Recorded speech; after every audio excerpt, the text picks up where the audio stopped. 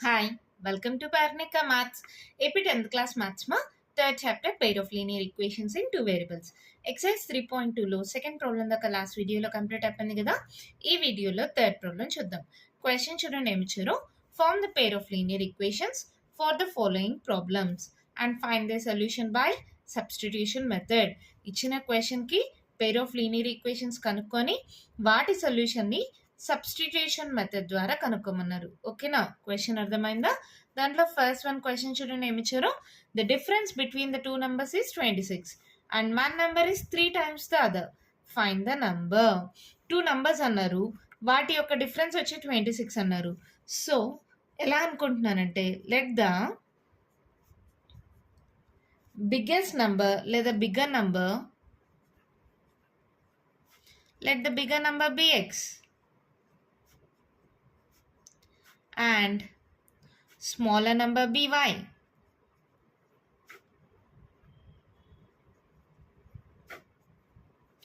పెద్ద నంబర్ని ఎక్స్ అని చిన్న నంబర్ని వై అని అనుకున్నాం. ఏమన్నారు, difference between the two numbers is 26. Given that the difference between two numbers is 26. ఈ రెండిటి యొక్క డిఫరెన్స్ మా అంటే ఎక్స్ మైనస్ వై. పెద్ద నెంబర్లో నుంచి చిన్న నెంబర్ సబ్ట్రాక్ట్ చేస్తున్నాం, సో నెగిటివ్ సింబల్ రాదు కాబట్టి వాళ్ళు ఇచ్చింది ఇలాగే తీసుకోవాలి. X minus y equals to 26.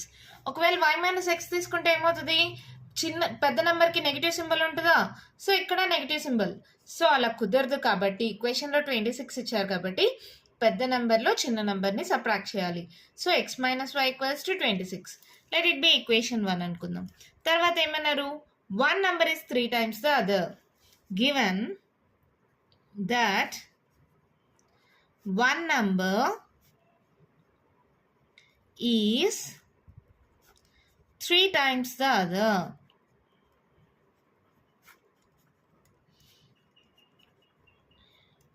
ఒక నంబర్ వచ్చి ఇంకో నంబర్కి 3 times అంట, అంటే బిగ్ నెంబరే తీసుకోవాలి కదా.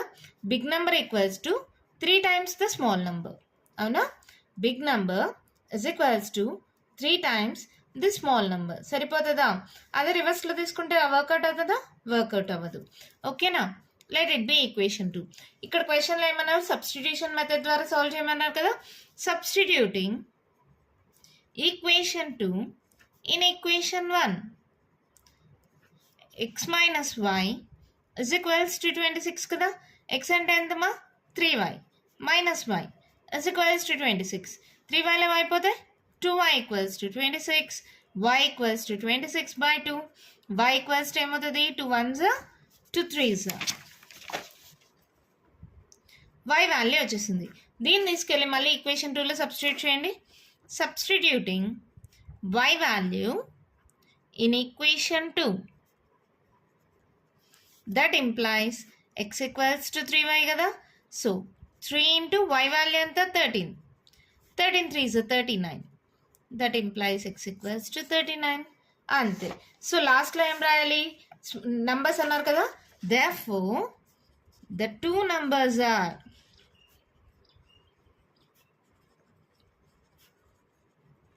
39, 13. అంతే, మన ప్రాబ్లం కంప్లీట్ అయిపోయింది.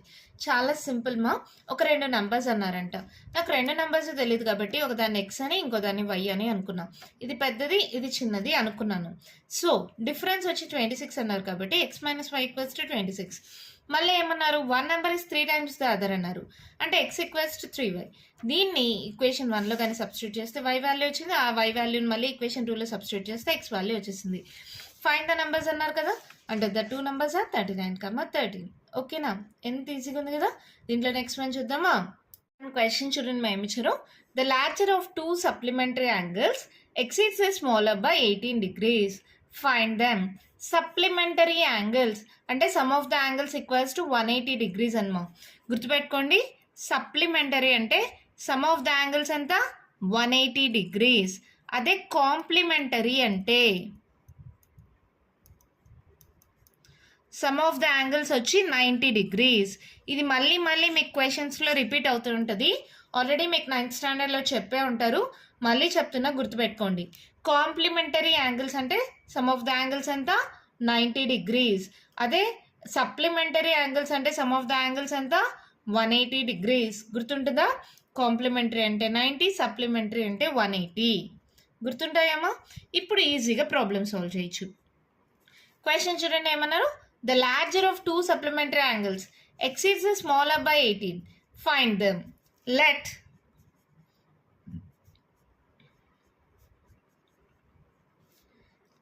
the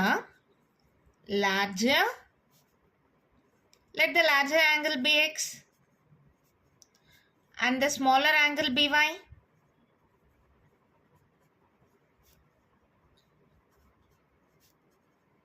ఓకేనా?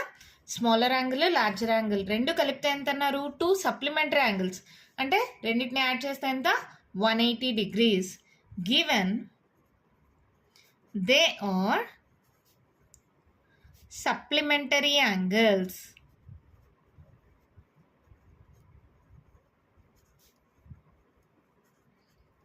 Therefore, x plus y equals to 180 degrees. మళ్ళీ చెప్తున్నానమ్మా, కాంప్లిమెంటరీ యాంగిల్స్ అంటే సమ్ ఎంత 90 degrees, సప్లిమెంటరీ యాంగిల్ అంటే సమ్ ఎంత 180 degrees. Given they are supplementary angles, so x plus y equals to 180. Let it be equation 1. మళ్ళీ ఏమన్నారు? The larger exceeds the smaller by 18 degrees. Given that the larger angle exceeds the smaller angle by 18 degrees. Therefore, ఏమవుతుందమ్మా? Larger అంటే ఇక్కడ ఏంటి? x equals to exceeds అంటే plus అవుతుంది. ఎంత plus? 18 degrees. So x equals to y plus 18. అర్థమైందా? Larger angle exceeds the smaller angle by 18. Smaller యాంగిల్కి 18 కలిపితే లార్జర్ యాంగిల్ వస్తుంది. క్వశ్చన్ అర్థం చేసుకోవడంలోనే ప్రాబ్లమ్ సాల్వేషన్ ఉంది మా. ఫస్ట్ ఏమన్నారు? The larger of two supplementary angles అంటే 2 సప్లిమెంటరీ యాంగిల్స్ ఉన్నాయి అంటే వాటి యొక్క సమ్ ఎంత? సప్లిమెంటరీ అంటే 180. The larger exceeds the smaller by 18 degrees. స్మాలర్కి 18 కలిపితే లార్జర్ అవుతుంది. స్మాలర్ y అనుకున్నాం కదా, దీనికి 18 కలిపితే లార్జర్ x అవుతుంది. ఓకేనా? Let it be equation 2. Substituting equation 2 in equation 1. Substitute చేయండి, సింపుల్గా ఆన్సర్ వచ్చేస్తుంది. ఏంటది? x plus y equals to 180. X ప్లస్లో ఏం సబ్స్టిట్యూట్ చేస్తారు? y plus 18 plus y equals to 180. y plus y 2y equals to 180. ఈ ప్లస్ 18 ఇటు సైడ్కి వస్తే -18. సో ఇదేమవుతుంది చూడండి, 2y ఈక్వల్స్ టు 10లో 8 పోతే ఎంతమా 2. మళ్ళీ క్యారీ ఆన్ ఇచ్చేసింటాం 7. 7లో 1 పోతే 6. 162. y equals to 162/2. So y equals to 2 8s 2 1s 81. y value వచ్చేసిందా? Substituting y value in equation 2 ఏమవుతుంది? x equals to y plus 18. y ఎంత? 81. 81 plus 18. So x equals to ఏమవుతుంది? 8 plus 1 9. 8 plus 1 9. x equals to 99. Therefore, the two angles are xy రాయాలి కదా, x equals to 99, y equals to 81. మీకు ఒక doubt వస్తే ఈ రెండింటిని కలిపితే 180 రావాలమ్మా, ఎందుకంటే సప్లిమెంటరీ యాంగిల్స్ అన్నారు కదా. చెక్ చేద్దామా మనం చేసింది కరెక్టా రాంగా? 99 ప్లస్ 81, 9 ప్లస్ 1 10, 9 9 18, 180. సరిపోయిందా? ఎంత సింపుల్గా ఉంది కదా ప్రాబ్లం. అర్థమైందా? 2 సప్లిమెంటరీ యాంగిల్స్ అన్నారు అంటే సమ్ ఆఫ్ ద యాంగిల్స్ ఎంత 180 degrees. Larger angle is exceeds the smaller by 18 degrees అంటే స్మాలర్కి 18 కలిపితే లార్జర్ వస్తుంది. So y plus 18 equals to X. రెండు ఈక్వేషన్స్ వచ్చి ఆ రెండు ఈక్వేషన్స్ని సాల్వ్ చేస్తే XY వాల్యూస్ వచ్చేసాయి. ఈజీగా ఉందా? అర్థమైందా? నెక్స్ట్ వన్ చూద్దామా. క్వశ్చన్ చూడండి మా ఏమిచ్చారు. The coach of a cricket team buys 7 bats and 6 balls for rupees 3,800. Later she buys 3 bats and 5 balls for rupees 1750. Find the cost of each bat and each ball. Question అర్థమైందా? Cricket coach 7 bats 6 balls 3800కి purchase చేశారు. తర్వాత తనే 3 bats 5 balls 1750కి purchase చేస్తే cost of each bat cost of each ball కనుక్కోమన్నారు. ఓకేనా? Solution నాకు తెలియదు కాబట్టి let the cost of each bat be X అనుకుంటున్నాం. అలాగే let the cost of each ball be Y అనుకుంటున్నాం. ఓకేనా? Given the cost of 7 bats and 6 balls for the cost of 7 bats and 6 balls is rupees 3800. Question lo ichharma 7 bats 6 balls enta 3800. The cost of 7 bats and 6 balls is rupees 3800. 7 bats oko bat enta x plus 6 balls oko ball enta y. 7x plus 6y equals to 3800. Let it be equation 1. The cost of 3 bats and 5 balls is rupees 1750. So 3 bats, each bat enta x, 3x and plus 5 ఒక ball ఎంత y. 3x plus 5y equals to 1750. Let it be equation 2. ఓకేనా? దీన్ని solve చేసుకుందాం. ఏమవుతుంది చూడండి. ఇప్పుడు 5y equals to 1750. ఈ plus 3x ఇట్సరికి వస్తే minus 3x. y equals to ఏంటి? 1750 minus 3x by 5. Let it be equation 3 అనుకుందాం. ఓకేనా? Substituting equation 3 in equation 2. Substituting equation 3 in equation 1. Sorry మా 2 అన్నా కదా 1లో సబ్స్టిట్యూట్ చేయండి. ఏమవుతుంది అది? 7x plus 6y is equals to 3800. అవునా? 7x plus 6 into y ఎంతమా? 1750 minus 3x by 5 is equals to 3800. ఓకేనా? ఇప్పుడు ఎల్సిఎం తీసుకుంటున్నా. 5 ఎల్సిఎమ్మా దీనికి లేదు కాబట్టి జస్ట్ మల్టిప్లై అయిపోతుంది. 7 5 35x. దీనికి ఆల్రెడీ 5 ఉంది కదా డినామినేటర్లో, జస్ట్ పైన ఉండే వాల్యూస్ మాత్రమే మల్టిప్లై అవుతాయి. 1750 into 6. 6 5 30, 6 7 42, 43 44 45, 6 1 6, 7 8 9 10. 10,500 minus 6 3s 18x is equals to 3800. ఓకేనమ్మా? 35లో 18 మైనస్ చేయండి. క్యారీ ఆన్ తీసుకుంటాం. 15లో 8 మైనస్ చేస్తే 5 6 7. క్యారీ ఆన్ ఇచ్చేసాం. 2లో 1 పోతే 1. సో ఎంత అయింది ఇది? 17x. 10500 plus 17x equals to 3800 into ఇది డివైడ్ అవుతుంది, ఇటు సైడ్కి వెళ్తే మల్టిప్లై అవుతుంది. ఇంటూ 5 అవుతుందా? 8 5 40, 5 3 15, 16 17 18 19,000. ఓకేనా? ఇప్పుడు ఏమవుతుంది?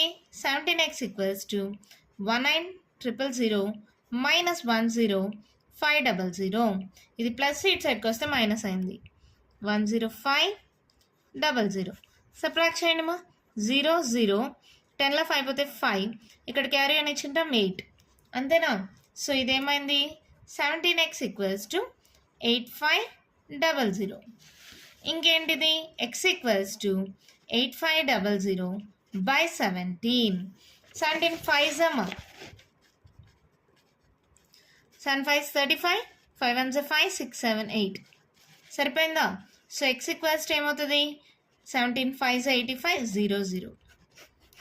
ఎక్స్ ఈక్వల్స్ టు 500 వచ్చేస్తుంది. ఈ వాల్యూని తీసుకెళ్ళి ఈక్వేషన్ 3లో సబ్స్టిట్యూట్ చేయండి. ఇక్కడే చేసేసానా, మళ్ళీ ఇంకో పేపర్ అంటే మీరు కన్ఫ్యూజ్ అవుతారు కదా. Substituting X equals to 500 in equation 3. ఇది రఫ్లో చేసుకోండి మా, అప్పుడైతే మీకు ప్లేస్ ఉంటుంది. y equals to 1750 minus 3 into x 500 divided by 5. సో ఇదేమవుతుంది, 5 3 is 15, 1750 మైనస్ 5 3 is 15 మా. సో ఏమైంది, 7లో 5 పోతే ఎంత, 250 250 by 5, 5 1s 5 5s. So y equals to ఎంత వచ్చింది, 50. అంతే, మన ప్రాబ్లం కంప్లీట్ అయిపోయింది. లాస్ట్ స్టెప్ రాయండి.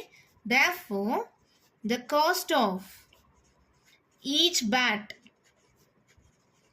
is equals to x, that equals to 500. The cost of each ball is equals to y, that equals to 50. ఎంత సింపుల్గా ప్రాబ్లం అయిపోయింది కదా, చాలా ఈజీ. మళ్ళీ చెప్తాను, ఒక్కసారి వినండి. ఈచ్ బ్యాట్ కాస్ట్ వచ్చి ఎక్స్ అని, ఈచ్ బాల్ కాస్ట్ వై అని అనుకున్నాం. ఇక్కడ క్వశ్చన్లో ఏమన్నారు, 7 bats 6 balls 3800, 3 bats 5 balls 1050. So 2 equations వచ్చాయి. సెకండ్ ఈక్వేషన్ నుంచి వై వాల్యూని కనుక్కొని దాన్ని ఈక్వేషన్ 1లో సబ్స్టిట్యూట్ చేసి సాల్వ్ చేసాం. ఇక్కడ ఎల్సిఎం తీసుకున్నాను మా, తెలుసు కదా, దీనికి వాల్యూ లేదంటే జస్ట్ మల్టిప్లై అవుతాయి. 7 5 35. ఇది ఆల్రెడీ y5 అనేది డినామినేటర్లో ఉంది కాబట్టి ఇది 6తో మాత్రమే మల్టిప్లై అవుతుంది. ఇక్కడ 5 డివైడ్ అవుతుంది, ఇటు సైడ్కి వెళ్తే మల్టిప్లై అవుతుంది. సో ఈ వాల్యూ ఇలా అయింది. తర్వాత ఇది యాడ్ అవుతుంది, ఇటు సైడ్కి వెళ్తే సబ్ట్రాక్ట్ అవుతుంది. ఈ 17 అనేది మల్టిప్లై అవుతుంది, ఇటు సైడ్కి వెళ్తే డివైడ్ అవుతుంది. సో ఎక్స్ వాల్యూ వచ్చింది. ఈ ఎక్స్ వాల్యూని ఈక్వేషన్ 3లో సబ్స్టిట్యూట్ చేసి సాల్వ్ చేస్తే వై వాల్యూ వచ్చేసింది. XY అంటే ఏంటి, cost of each bat equals to x, that equals to 500. Cost of each ball that equals to y, that equals to 50 rupees. ఓకేనా, అర్థమైందమ్మా. దీంట్లోనే ఇంకా కంటిన్యూషన్ ప్రాబ్లమ్స్ ఉన్నాయి, నెక్స్ట్ వీడియోలో డిస్కస్ చేద్దాం. ఈ వీడియోలో నేను చెప్పిన ప్రాబ్లమ్స్లో మీకు ఏమైనా డౌట్స్ ఉంటే కామెంట్ బాక్స్లో ఇవ్వండి. మీకు కానీ వీడియో నచ్చినట్టయితే లైక్ చేయండి, షేర్ చేయండి, నా ఛానల్ని సబ్స్క్రైబ్ చేసుకోండి. Thank you.